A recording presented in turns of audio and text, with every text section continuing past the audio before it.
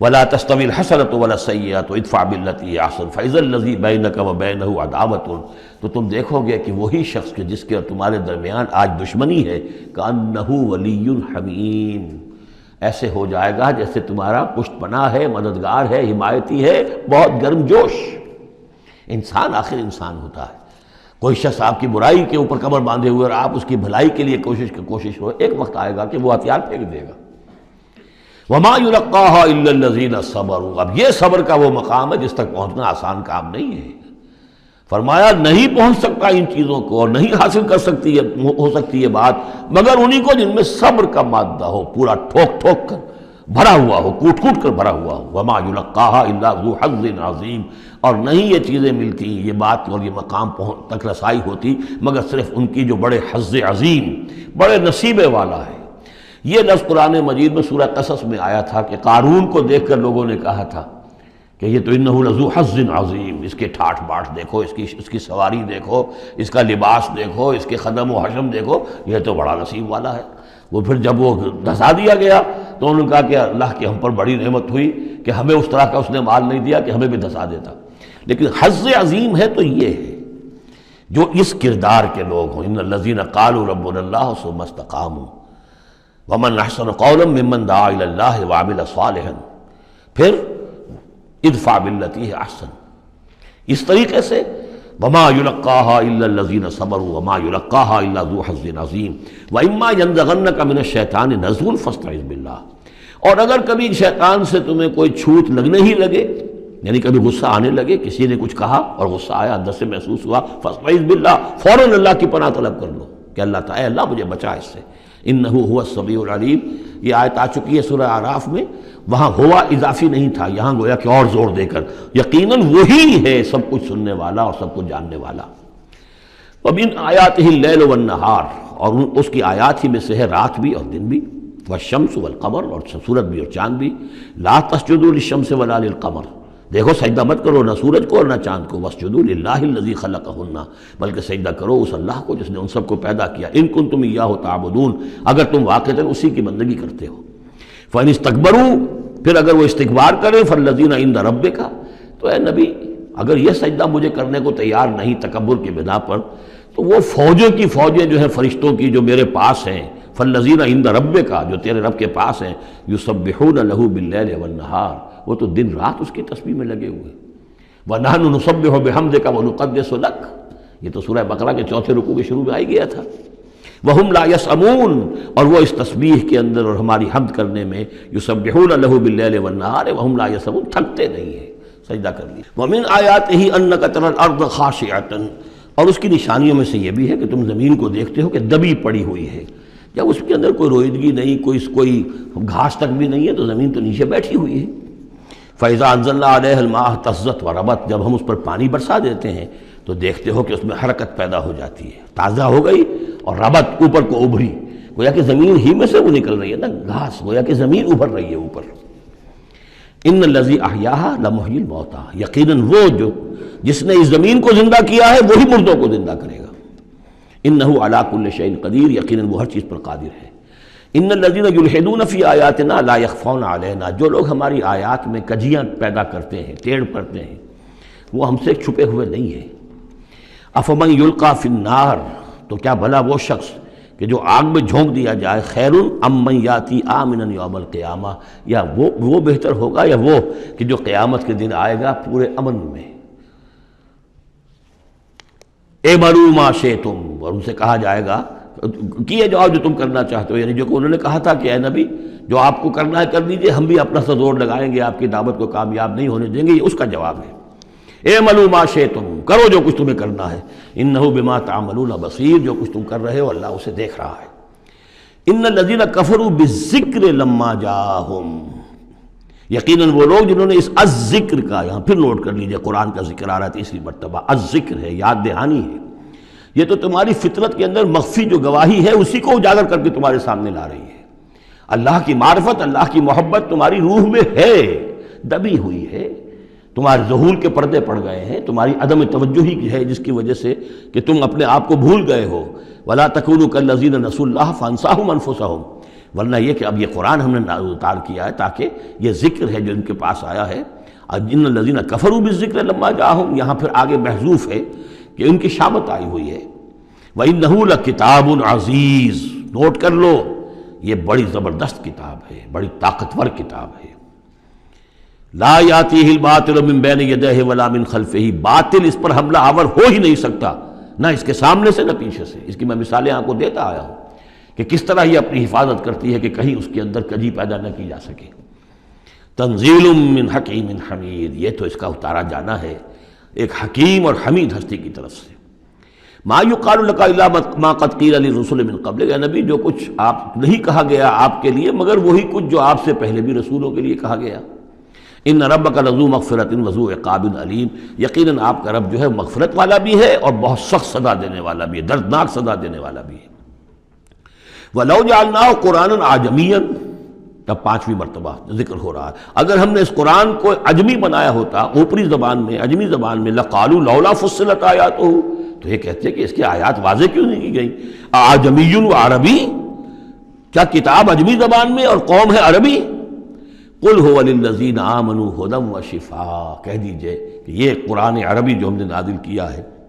یہ ان لوگوں پر جو ایمان لائیں ان کے حق میں ہدایت بھی ہے، شفا بھی ہے۔ والذین لا یؤمنون فی آذانہم وقر، اور واقعتاً جو لوگ ایمان نہیں لاتے ان کے کانوں میں بوجھ ہے، ثقل ہے، وہو علیہم عمی، اور یہ قرآن ان پر اندھاپا بن چکا ہے، یعنی قرآن جو ہے اس کی حقیقت کو یہ نہیں دیکھ پا رہے۔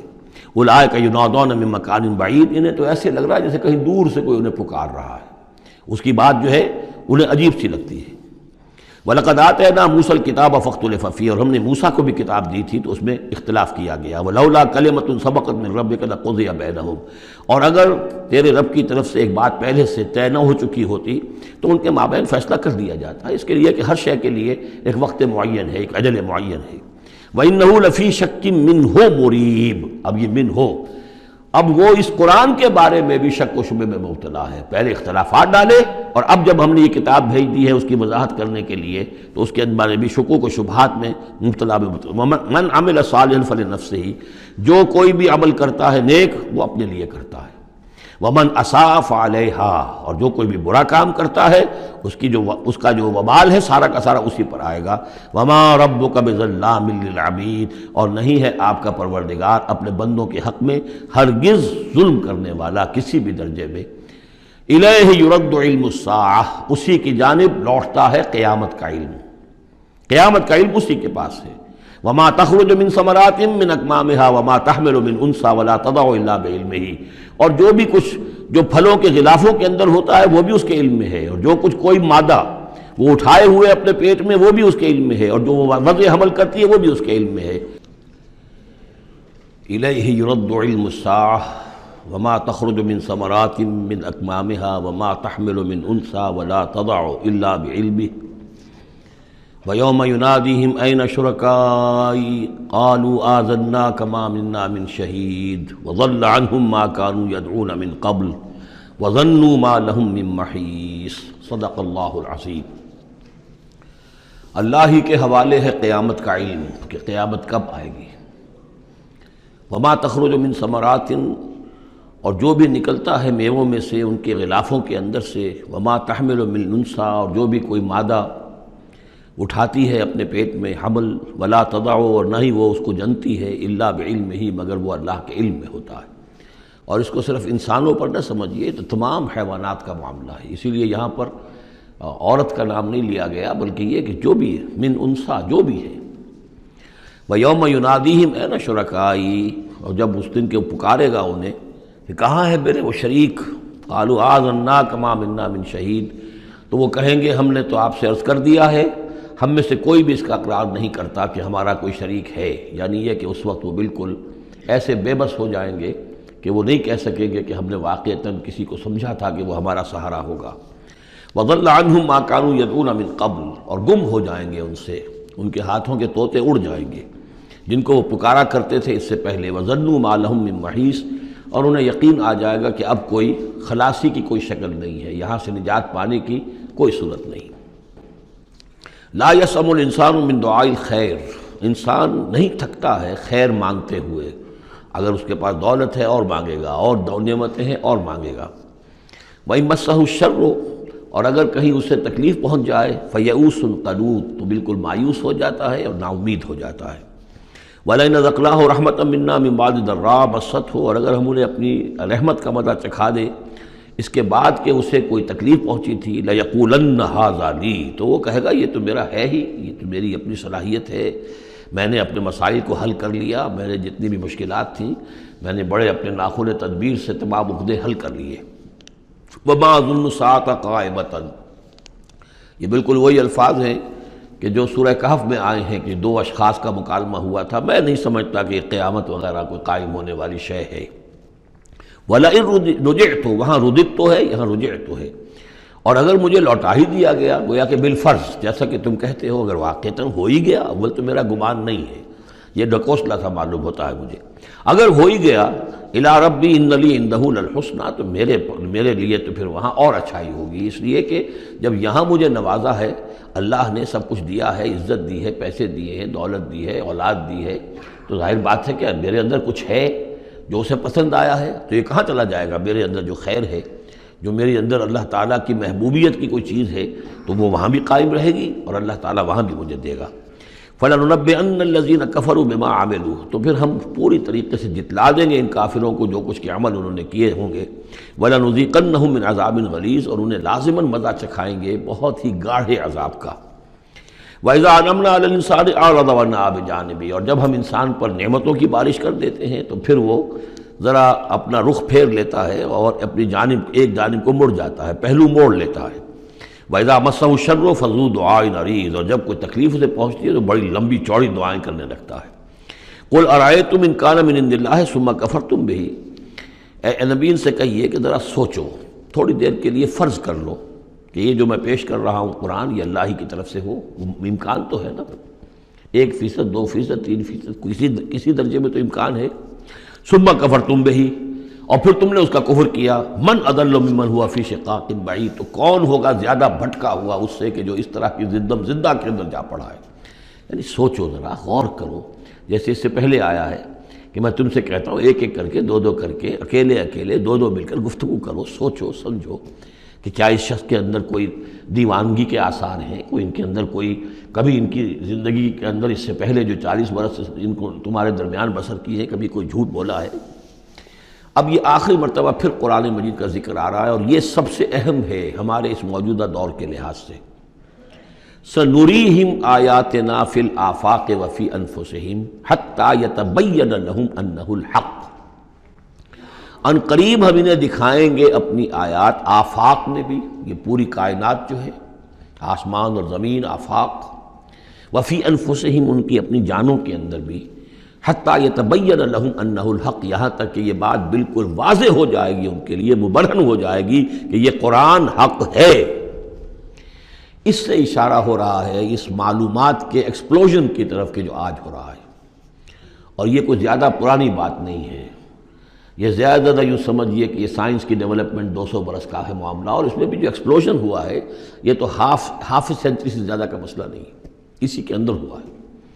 اور اصل میں آج کے دور میں قرآن مجید کے اعجاز کو ثابت کرنے کے لیے کہ یہ معجزہ ہے، سب سے اہم پہلو یہ ہے۔ تو میں نے جو تعارفی گفتگو کی تھی اس دورہ ترجمہ قرآن سے پہلے، تو میں نے عرض کیا تھا کہ قرآن مجید کے اعجاز کے پہلو بے شمار ہیں، کس کس پہلو سے قرآن معجزہ ہے ہم اس کا احصار نہیں کر سکتے، لیکن موٹی بات یہ سمجھ لیجئے کہ جب قرآن نازل ہوا ہے تو اس کا معجزہ ہونا سب سے زیادہ اس اعتبار سے تھا کہ اپنی ادبیت، اپنی فصاحت، اپنی بلاغت کے اعتبار سے معجزہ تھا، اور اسی پہلو سے چیلنج کیا گیا۔ تمہارے ہاں شعراء ہے، تمہارے ہاں خطباء ہے، تمہارے ہاں ادب کا بڑا ذوق ہے، وہ اس جیسی ایک صورت بنا کر لے آؤ۔ باقی یہ کہ نہ بھی سائنسی معلومات تھی ان کے پاس، دوسرے یہ کہ جو فینومینا آف دی نیچر ہیں قرآن میں، جو آسمان زمین دیکھو، اب ظاہر بات ہے اس وقت وہ آدمی کیا دیکھ رہا تھا، اپنی ننگی آنکھ سے جو کوئی دیکھتا تھا وہی دیکھ رہا تھا نا، لیکن آج انسان دیکھ رہا ہے ٹیلیسکوپس کی مدد سے، آج انسان دیکھ رہا ہے مائکروسکوپس کی مدد سے، الیکٹرانک مائکروسکوپ سے، آج جو انسان کے معلومات کا ذریعہ جو ہے، تو گویا کہ وہ آیات الہیہ جو قرآن مجید میں جن کے اشارے کر دیے گئے، ان کو جو 1400 برس قبل کا انسان دیکھ رہا تھا اور جو انہیں آج کا انسان دیکھ رہا ہے، وہ زمین و آسمان کا فرق ہے۔ اور ہوتے ہوتے یہ ثابت ہوتا چلا جا رہا ہے کہ جو کچھ قرآن مجید نے کہا تھا وہی حق ہے۔ اس میں اگرچہ ابھی کچھ حصے رہ گئے ہیں لیکن بہت سے پہلو ہیں جو واضح ہو رہے ہیں، اور روزانہ کچھ شکل ایسی آتی ہے کہ جس سے کہ ان سائنسی حقائق سے قرآن مجید کا حق ہونا ثابت ہوتا ہے۔ لہذا آج کے دور میں اس کام کو بہت اہمیت حاصل ہے کہ اس کے لیے محنت کی جائے، کوشش کی جائے۔ اب اتفاق کی بات ہے کہ یہ کام کیا بھی ہمارے ہاں، تو بہرحال جو سب سے بڑی نمایاں کتاب ہے وہ ایک فرینچ سرجن نے کیا، وہ ایمان لے آئے، مورس بکائی۔ لیکن یہ کہ کسی مسلمان کو یہ توفیق نہیں ہوئی کہ وہ مطالعہ کرتا ان سائنسز کا اور ان کے حوالے سے پھر وہ کمپیریٹو اسٹڈی کرتا بائبل اور قرآن کے مابین، اور پھر کہتا اور دعوے کے ساتھ کہہ سکتا کہ سائنسی جو بھی انکشافات آج تک ہوئے ہیں قرآن کا ایک حرف بھی غلط ثابت نہیں ہوا۔ ہاں، قرآن مجید کے ان الفاظ سے جو معنی پہلے سمجھے گئے تھے جبکہ معلومات کا دائرہ محدود تھا وہ غلط ہو سکتے ہیں، لیکن قرآن کا لفظ غلط ثابت نہیں ہوا۔ آج قرآن کا وہ لفظ زیادہ اجاگر ہو کر، روشن ہو کر، جیسا کہ میں نے آپ سے عرض کیا علقہ، اب علقہ کہاں سے لے آئے؟ اب یہ علقہ فائدہ، فؤاد، فائدہ اس سے ہے، تو یہ چیزیں اب اور زیادہ واضح ہوتی جا رہی ہیں۔ یا کہ تمام اجرام سماویہ کا کل فی فلک یسبحون، جتنا آج معلوم ہے یہ پہلے تو معلوم نہیں تھا۔ کئی دور آئے ہیں، پہلے انسان سمجھتا تھا زمین ساکن ہے، سورج چلتا ہے، پھر سوچا کہ نہیں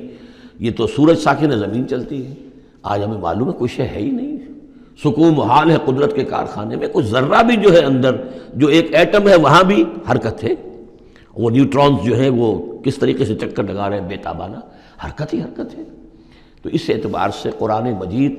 جدید سائنسی اکتشافات کے ذریعے سے جس طریقے سے اس کے حقائق مبرہن ہو رہے ہیں، اس پر زیادہ توجہ کی ضرورت۔ البتہ اس میں تکلف کرنا